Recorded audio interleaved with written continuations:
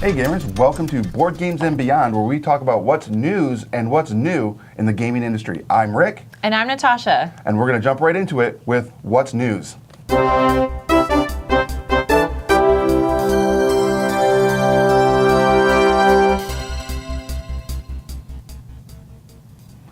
First, we've got the Dune RPG by Gale Force 9 has been announced this week. Legendary Entertainment and Herbert Properties LLC have reached a multi-year licensing agreement with Gale Force 9. The award-winning gaming publisher is now set to bring the beloved sci-fi franchise Dune to the world of tabletop gaming, which is pretty exciting. That is pretty exciting. I mean, I'm a huge fan of the books, the movies. I mean, you can't get enough Sting in that movie. No.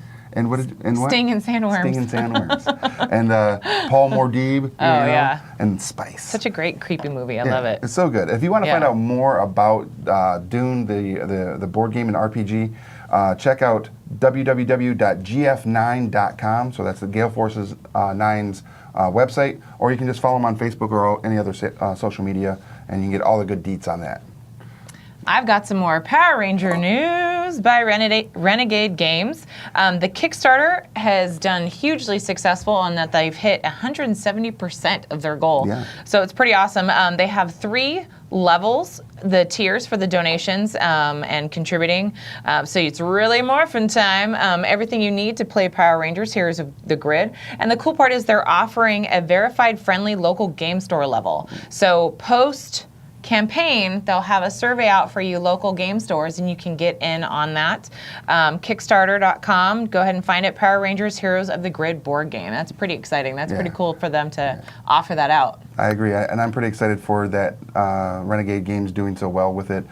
They've had a few Kickstarters now, and they've all been very successful, and we wish them all the success. Yeah, congrats. Yeah, so if you guys are not already pledged on that Kickstarter, go pledge now.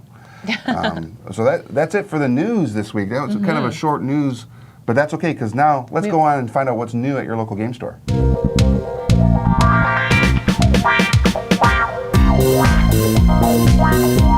North Star Games, we love them over here at Game Trade, came out with Warsaw City of Ruins.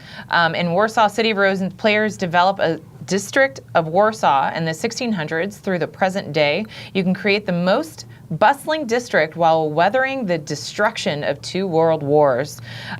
Choices of residential areas, commercial complexes, cultural facilities, parks, industry, all sorts of things. Over 35 unique ways that you can do buildings and landmarks. It's pretty exciting. You can check them out at northstargames.com.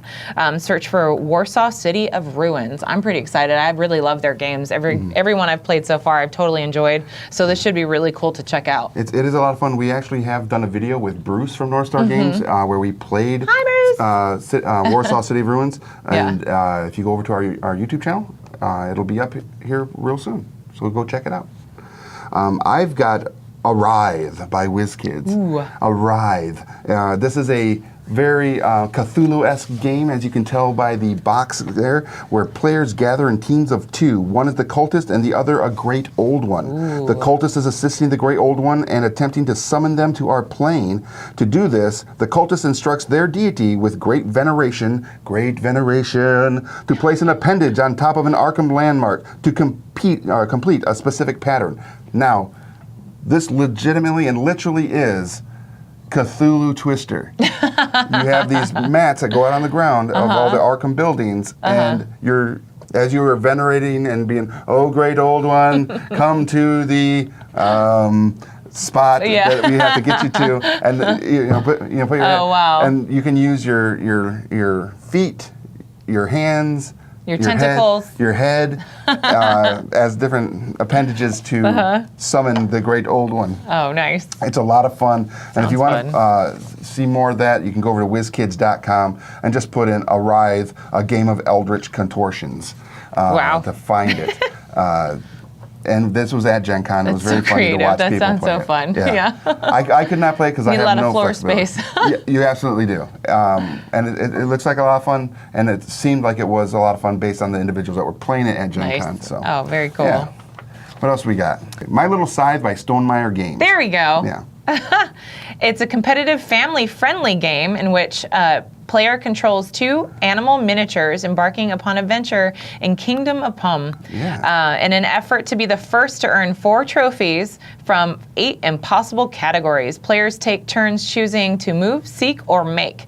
These actions will allow players to increase their friendships and pies, power up their actions using upgrade tiles, complete quests, learn magic spells, discover precious resources through innovative dice mechanism, deliver gems and apples to the castle Everfree. Sounds pretty cool. Super family friendly if you've got friendships and pies. Yeah, I like it. And it looks like it says here that they engage in a pie fight. Oh my gosh, that's so fun. And it looks like it won Board Game Geek 2017 award. That's pretty awesome. Okay. Sounds pretty exciting and cool. Anytime you win an award in this industry is from Board Game Geek or... You're doing something right, Yeah, you're doing clearly. something right. Absolutely. And family friendly. That's really cool. I've got 2 kids, so Yeah. being able to play board games with them would be really great. It's always the best. Other than Shoots and Ladders. Right. That'd be great. Which we also love thank Shoots you. and Ladders. Yes, we love Shoots and Ladders. Thank you for making that game Yes, out forever. there. Whoever, Yes. millennial ago. Yeah. Millennial. I'm not a millennial. No, you're not. Okay. I'm just saying All right. millennial ago. Just checking. Yeah. All right. So that's our news and what's new this week, which takes us right into our spotlight.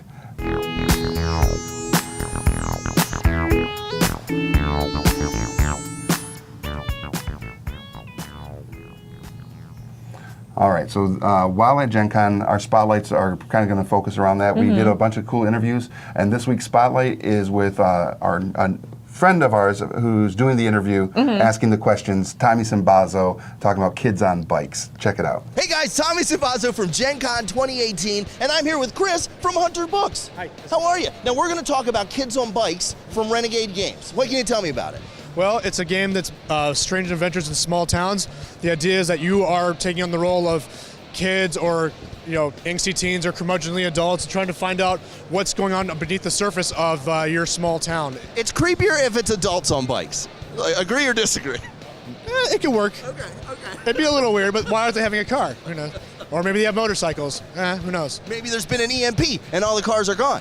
Well, that's a setting that we haven't explored yet, but... Now what can you tell me about the game system itself? What's the setting?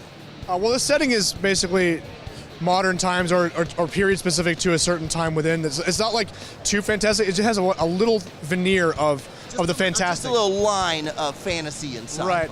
And as far as the mechanics go, it's very simple. It's depending on your level of there's the stats and everything it corresponds to a polyhedral die, and that's pretty much the entire game. It's like if you're really good at it, you roll a d20. If you're really not good at it at all, you roll a d4, and you have to meet a target number. It's a very simple system. So basically, you have a full set of polyhedral dice, Yes. and then you assign one of those dice to each of your stats. Yes, exactly. Okay.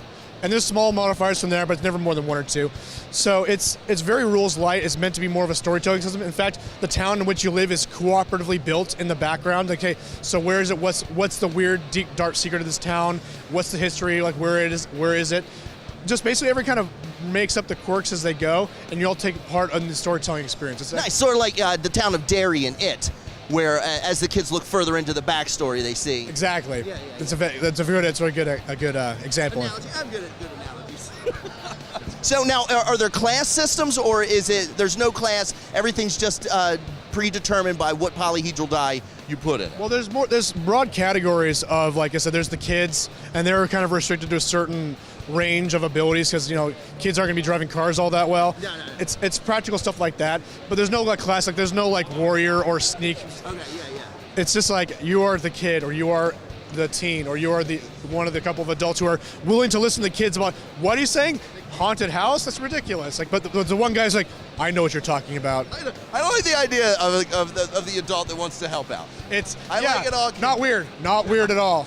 But No, so now are there modules for it? Are there predetermined stories and adventures that you can go on with the kids? Well, we kickstarted it, and one of the goals was the deluxe edition, which had pretty much half of the book was dedicated to a bunch of story seeds for here's a town, here's a weird thing about it, go nuts. Okay. And if you are one of the few who had the standard one that didn't have those, we're releasing all those seeds in a next 2 other books. Okay. So you'll have access to all the same things, but it'll just take you a little longer to get it. Whereas if you got the deluxe edition, they're all there. A lot of new stuff, a lot of material to work with. But if you don't want all that and you're a game master and you want to run your own Kids on Bikes adventure, all the parts are there that you could just build your own. Yeah, like I said, part of the book's the character creation and town creation. So you don't really need the story seed stuff at all. It's just if you want to have a little nudge in a certain direction, or you're new to it and you don't really know how to dedicate the right creative energy to that process, because it's not that common. You don't always build the setting along with the characters at the table. It's an uncommon thing, and I think it's very much the strength of the system to do that. Yeah. So is it all pen and paper, or are there plans to, like, do you have attacks that move a certain amount of feet? Oh no, it's not miniatures like at all. It's all storytelling. Like, okay. We were talking about doing like a miniatures line, but everything's very generic. So the idea is that if we're doing anything miniature related, you have like cards that represent the layout of the town in general. So it's like this person's here, this person's there, but never where they are really in relation to each other in space, like within like feet of each other. Like that's not the system at all. That's not what the system is. It's like more of a storytelling, more rules light, more like very general in regards to the setting, the specific area you're in. Chris, it's a pleasure to meet you. Thank you very much. Go play Kids on Bikes. Have your own ET adventure. Bye. All right. Well, hey, that was super cool, right? Yeah. The only thing about that interview that is kind of like off-putting, but it definitely sets the tone, is in the background is that the child on a bike crashing through the garbage cans with a bat. Yeah. On this like big diorama display that Renegade Games put out there. Yeah. It's and Hunter Entertainment. Super cool, super creepy, fun game. Check it out. Which now, speaking of kids protecting their community from strange things, let's go to our community shout out. What a great idea. Doo-doo.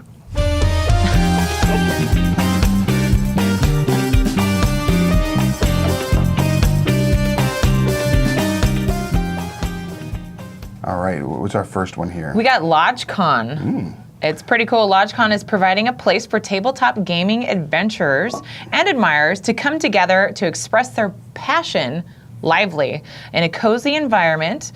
Grab your hot cocoa or your favorite beverage, could be anything. Yeah. And get ready for a fun one-day event of gaming, camaraderie, playing RPGs, card games, and miniature battles. Nice. It's located in Illinois, and I guess, did you meet the organizer at Gen Con? I did. I Too? did. Patrick was at Gen Con.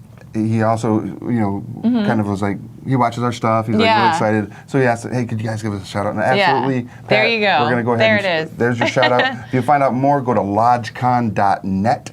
And I can't. Sounds really cool. It's in Peotone, Illinois. I wasn't even going to bother trying saying 'cause, that. That's why I that's skipped right to the state. That's a name for a town right there. Yeah. But it seems like a pretty cool. I'm not even going to. Clearly, game. I'm amazing at reading stuff today. That one right there is just. I'm going to skip it. It's in Illinois. Check out the website. Yeah. That's what Google is for. Right. Yeah. Next, we've got the Game Shop, local game store in Bellevue, Nebraska. They host lots of events. It's worth checking out if you're in the area. We like to give them a shout out because they share a lot of our content. We do appreciate All that. about community. We love that. Thank you. And their website is www.thegameshop. That's 2 P's and an E.com. So go check them out.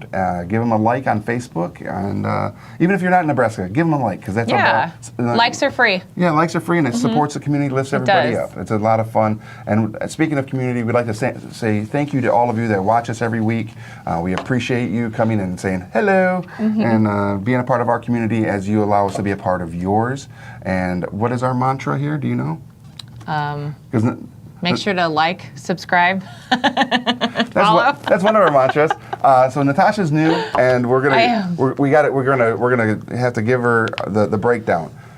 Support your friendly local game store. Yes. That is our mantra. That's right. That's it. Support your friendly local game store. Go out there and be a part of your local community, and help. Go out, make friends. Make friends. Make friends. It's the best place to find fellow gamers and individuals that have the same kind of fandom that you do. If it's miniature painting, if it's board games, if it's role-playing games, if it's just going out there and just hanging out playing. Discovering new games. Yeah, discovering new games like it's not necessarily new, but Magic the Gathering, huge community there. Yu-Gi-Oh, Pokemon. So the collectible card game market is out there. Lots of great ways. Are Pogs still a thing? No. No. Damn. Thank you for not being a thing. And on that note, Yay. thank you for watching Board Games and Beyond. I'm Rick. I'm Natasha. And we'll see you at the game store.